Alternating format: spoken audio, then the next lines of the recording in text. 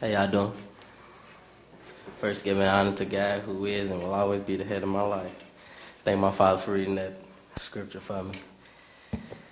When Jesus was born on earth, he was born in an unusual way to be the Savior and King. Now, many of us may ask the question, since Jesus was king, why was he born from a virgin in a manger? I couldn't give you the actual answer, but I could tell you it was all a part of God's plan. Now, when Jesus was 12 years old, he attended the Passover festival with his mother and father, Mary and Joseph. The Bible says after the festival was over, Mary and Joseph headed home. It says they didn't miss Jesus at first. They just assumed he was with some other travelers. But when Jesus never showed up, they started looking for him. And 3 days later, they found him in the temple sitting among the religious teachers, listening and asking questions. And the Bible says that all who heard Jesus was amazed at his understanding and his answers. Then his parents asked him a question. They asked, "Why have you done this to us? We have searched for you everywhere." And Jesus replied saying, "But why did you need to search? Didn't you know that I must be about my Father's business?" This is also letting us know that God's plan was going the way it should have. We see that God's plan for Jesus to be born in a manger and also teaching at 12 years old. Now, if we read the four Gospels, we will see that Jesus has done a lot when he was on earth, and he performed miracles and also taught many teachings. This shows that Christ was about his Father's business, and everything he did and said was leading to the final test. Christ had a purpose for being here on earth just as we all do now. God did not put us here to just enjoy life, but like Christ, be about our Father's business. Our purpose here is mainly to win souls to God, represent God, and be a light to the world as God told us to. In Matthew 5:14-16, it says, "You are a light to the world, like a city on a hilltop that cannot be hidden. No one lights a lamp and then puts it under a basket. Instead, a lamp is placed on a stand where it gives light to everyone in the house. In that same way, let your good deeds shine for all to see, so that everyone will praise your heavenly Father." In 1 Thessalonians 2:4 says, "For we speak as messengers approved by God to be entrusted with the good news. Our purpose is to please God, not people. He alone examines the motives of our hearts." These scriptures tells us what our purpose is, and we see that Jesus' purpose was to teach God's word, but he had a bigger task than to teach. His task was to save us, which leads me to my first point. In order for Christ to save us, he had to be crucified. Now, Jesus knew his task was to save us, but he didn't have to. But in order to save us, he had to die. Well, someone may ask, what is Christ saving us for? What is Christ saving us for? That's a good question, and I think John 3:16 answers it best. John 3:16 says, "For God so loved the world that he gave his only begotten Son, for whosoever believeth in him shall not perish, but have everlasting life." So this is saying that God gave his Son to us to die for our wrongdoing and save us from our sins, but depending on if we believe this or not, this determines if we are saved and if we will perish or not perish. Now, we all know that the crucifixion was a dreadful day, but if you actually ponder upon it, the crucifixion is not describable. There's nothing that can actually describe how the crucifixion went down, but we do know that Christ was crucified.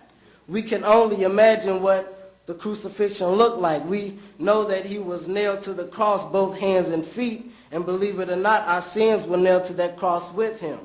He wasn't doing it for himself, but he was doing it so that we can have a right to the tree of life.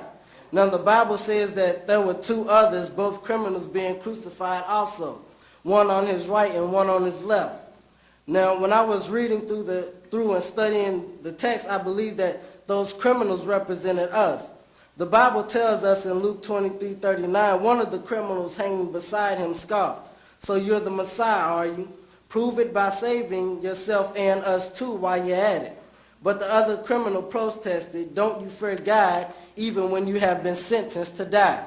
See, one of the criminals realized that they deserved to die for their crimes, and he also realized that Jesus was innocent and he was the Messiah. And the criminal asked Jesus to remember him when he entered his kingdom. And Jesus replied, saying, I assure you, today you will be with me in paradise. Well, someone may ask, how do those two criminals represent us? Well, let me answer your question by telling a parable that Jesus told. A man prepared a great feast and sent out many invitations. When the banquet was ready, he sent his servants to tell the guests, come, the banquet is ready. But they all began making excuses. One said, I have just bought a field and must inspect it. Please excuse me. Another said, I have just bought 5 pairs of oxen and I want to try them out. Please excuse me. And another said, I now have a wife, so I just can't come. The servant returned and told his master that what they had said. His master was furious and said, go quickly into the streets and alleys and to the towns and invite the poor, the crippled, and the blind and the lame. After the servant had done this, he reported, there is still room for more. So his master said, go out into the country lanes and behind the ledges and urge everyone you can find to come, so that the house will be full. For none of these I first invited will get even the smallest taste of my banquet. And still answering your question, these two criminals represent us because some of us won't accept Christ and others will, though he sent an invitation to all. So we see that Christ was crucified, but that was just the first quarter of the test. Now, Jesus was headed into the second quarter, which brings me to my second point. Jesus didn't only have to be crucified, but he had to die. Starting at verse 46, the scripture tells us that Jesus shouted, Father, I entrust my spirit into your hands. And with those words, he breathed his last. Now, someone may ask, why did Jesus die? Well, if you hold on, I'm getting ready to let you know. In the Believer's Bible Commentary, it says, it was during these last hours of darkness that Jesus bore the penalty of our sins in his body on the cross. At the close of that time, he committed his spirit into the hands of God, his Father, and voluntarily yielded up his life. But if you still don't understand, let me show you Hebrews 9:28, and it says, so also Christ died once for all time as a sacrifice to take away the sins of many people. He will come again not to deal with our sins, but to bring salvation to all who eagerly waiting for him. Somebody still ain't getting it. Let me see if I can break it down for you a little more. The movie 7 Pounds, a woman with the heart problem and a man who couldn't see. Will Smith played a character of courage and a man who had belief he could make a change.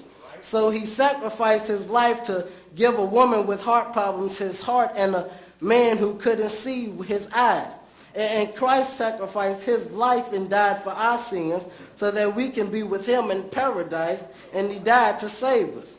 But not only did Christ have to be crucified and die, but he also had to be buried.